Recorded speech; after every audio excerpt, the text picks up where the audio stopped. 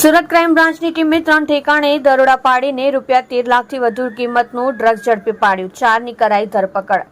સુરત શહેરમાંથી વધુ એક વખત એમડી ડ્રગ્સ ઝડપાયું છે.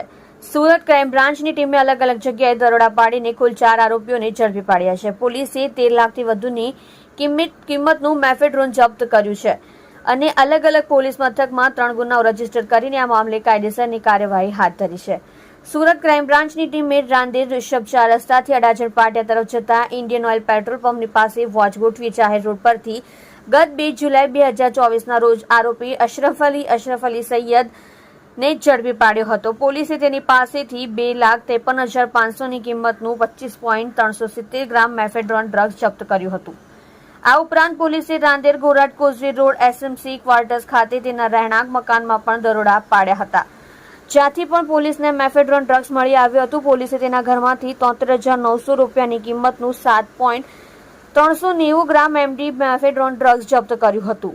આમ પોલીસે કુલ 3,27,600 રૂપિયાની કિંમતનું 32.760 ગ્રામ મેફેડ્રોન ડ્રગ્સ તેમજ અન્ય મુદ્દામાલ મળી કુલ 3,86,500 રૂપિયાનો મુદ્દામાલ જપ્ત કર્યો હતો. પોલીસે તેની પૂછપરછ કરતા આ ડ્રગ્સનો જથ્થો નાનપુરા કાદરશાહની નાળ પાસે રહેતા અયાન પાસેથી લાવ્યો હોવાનું બહાર આવ્યું હતું, જેથી પોલીસે તેને વોન્ટેડ જાહેર કરી આ મામલે રાંદેર પોલીસ મથકમાં એનડીપીએસ એક્ટ અન્વયે ગુનો નોંધી તપાસ હાથ ધરી હતી. આ દરમિયાન નાનપુરા કાદરશાહની નાળ પાસે નવા બનતા મેટ્રો સ્ટેશન પાસે શહેરમાંથી આરોપી અયાન ખાન આયુબ ખાન પઠાણ 20ને પણ સુરત ક્રાઇમ બ્રાન્ચની ટીમે ગણતરીના કલાકોમાં ઝડપી પાડ્યો હતો. બીજા બનાવમાં સુરત ક્રાઇમ બ્રાન્ચની અન્ય ટીમે ભેસ્તાન ગણેશ કૃપા ઇન્ડસ્ટ્રીયલ એસ્ટેટ પાસે જાહેર રોડ ઉપરથી આરોપી નિર્મિત કૃષ્ણાકુમાર જાડેજાને ઝડપી પાડ્યો હતો. પોલીસે તેની પાસેથી 8,02,600ની કિંમતનું 80.26 ગ્રામ મેફેડ્રોન ડ્રગ્સ તેમજ અન્ય મુદ્દામાલ મળી કુલ 8,56,700 રૂપિયાનો મુદ્દામાલ જપ્ત કર્યો હતો. તેમજ તેને આ ડ્રગ્સનો જથ્થો આપનાર જય મકવાણા તથા અજાણ્યા ઇસમોને વોન્ટેડ જાહેર કરી આ મામલે ભેસ્તાન પોલીસ મથકમાં ગુનો રજીસ્ટર કર્યો હતો. સુરત ક્રાઇમ બ્રાન્ચની ટીમે આ સમગ્ર મામલે ઊંડાણપૂર્વક તપાસ હાથ ધરી હતી અને વોન્ટેડ આરોપી જય મકવાણાની તપાસ કરતા વરાછા હીરાબાગ સર્કલથી અશ્વિની કુમાર રોડ તરફ જતા રોડ પાસેથી આરોપી જયેશભાઈ ભાણાભાઈ મકવાણાને ઝડપી પાડ્યો હતો. પોલીસે તેની પાસેથી 2.30 લાખની કિંમતનું 23 ગ્રામ મેફેડ્રોન ડ્રગ્સ તથા અન્ય મુદ્દામાલ મળી કુલ 2,80,100 રૂપિયાનો મુદ્દામાલ જપ્ત કર્યો હતો. આ સમગ્ર મામલે કાપોદ્રા પોલીસ મથકમાં ગુનો નોંધવામાં આવ્યો છે.